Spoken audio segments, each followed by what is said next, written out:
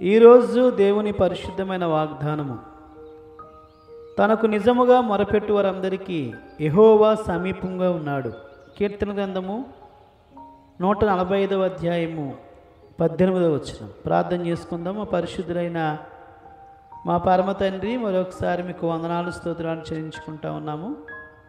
మరి ఒక సమయంలో మీ పాసందులో చేరే విధంగా ప్రార్థించే సమయాన్ని మీరు దయచేసినందుకే మీ నామాన్ని స్తుతిస్తున్నాం, మహింపరుస్తున్నాం తండ్రి. మీ యొక్క వాక్య లేఖన భాగాల ద్వారా మరొకసారి మాతో మాట్లాడమని మీ కృపగల హస్తాలకు మమ్మల్ని అందరినీ అప్పగించుకుంటూ సమస్తమైన ఆధిపత్యం మీకు చెల్లించుకుంటూ యేసు నామమును స్తుతించి ప్రార్థించి బ్రతిమాలి వేడుకొనుచున్నాము పరమ తండ్రి, ఆమేన్. ఈ వాక్యాన్ని క్రమం తప్పకుండా వింటున్నటువంటి ప్రియ సహోదరుల సహోదరి, మరొకసారి ప్రభుపేట మీ అందరికీ కూడా వందనాలు చెల్లిస్తున్నాను.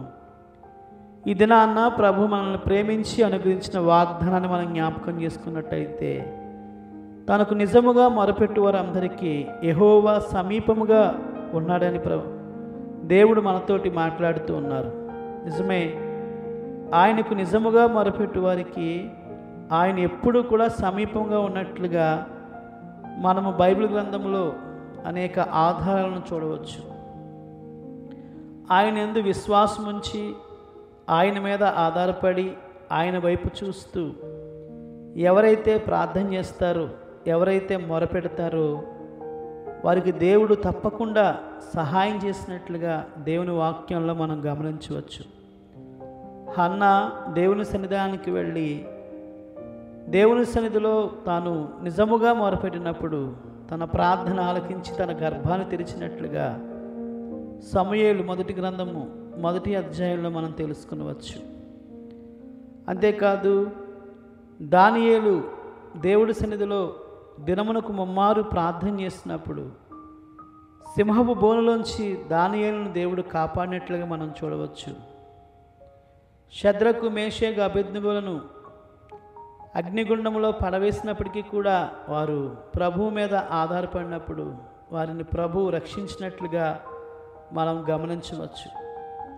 ఇలా మనము ఆలోచించినప్పుడు అనేకమైనటువంటి అద్భుతమైన కార్యాలు, ఆశ్చర్యమైన కార్యాలు దేవుని యొక్క గ్రంథంలో మనం చూడవచ్చు.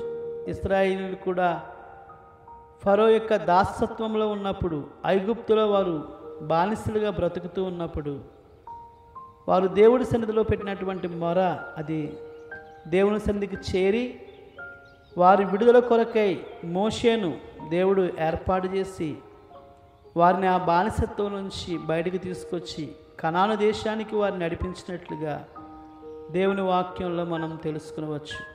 ప్రియ సహోదరుల సహోదరి, నీ జీవితంలో ఏ కష్టం ఉన్నా, ఏ ఇబ్బంది ఉన్నా, ఏ ఇరుకు ఉన్నా, ఏ వ్యాధి ఉన్నా, నీవు దేవుని సన్నిధిలో మొరపెట్టినట్లయితే, నీవు నిజముగా ఆయన మీద ఆధారపడి ఆయన వైపు చూసినట్లయితే నీ ప్రార్థన ఆలకించి నీకు సహాయం చేస్తారని, ఆయన నీకు సమీపంగా ఉన్నారని. కొన్నిసార్లు బంధువులు నీకు సమీపంగా ఉండకపోవచ్చు, నీ యొక్క కుటుంబ సభ్యులు నీకు సమీపంగా ఉండకపోవచ్చు, నీ భార్య నీకు సమీపంగా ఉండకపోవచ్చు, కానీ నీవు దేవునికి మొరపెట్టినట్లయితే ఆయన నీకు సమీపంగా ఉండి నీకు సహాయం చేస్తారని ప్రభు పేడ తెలియపరుస్తూ ఈ మాటను ముగిస్తున్నాను. రండి ప్రార్థన చేసుకుందాం. మా పరిశుద్ధులైన మా పరమ తండ్రి, మరొకసారి మీకు వందనాలు స్తోత్రాలు. ఈరోజు మాకు అనుగ్రహించినటువంటి మీ యొక్క వాగ్దానం బట్టి మీ నామాన్ని స్తుతిస్తున్నాం. తనకు నిజముగా మొరపెట్టు వారందరికీ యెహోవా సమీపంగా ఉన్నారని ప్రభువా ఈరోజు మాతో మాట్లాడినందుకే వందనాలు.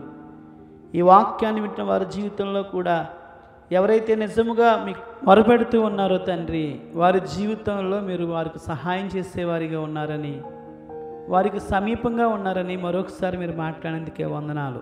ఈ మాటలు నమ్మి వారు మీ యందు విశ్వాసం ఉంచినట్లుగాను, వారి జీవితంలో వారికి ఉన్న అవసరత మీ ద్వారా తీర్చుకున్నట్లుగా, మీ మీద ఆధారపడినట్లుగా సహాయం చేసి మహిమ పొందుకున్నామని తండ్రి. ఎవరైతే మీ మీద ఆధారపడి ప్రార్థన చేస్తున్నారో వారి ప్రార్థనకు జవాబును మీరు దయచేసి మీరే మహిమ పొందుకునమని యేసు నామమును స్తుతించి ప్రార్థించి బ్రతిమాలి వేడుకొనుచున్నాము పరమ తండ్రి, ఆమేన్. మన పరమ తండ్రిని దేవుని ప్రేమ, కుమారుడైన యేసుక్రీస్తు కృప, పరిశుద్ధాత్మని యొక్క అన్యోన్య సహవాసము కూడి ఉన్న మనకును సకల పరిశుద్ధులకును సదాకాలము తోడై నడిపించును గాక. ఆమేన్.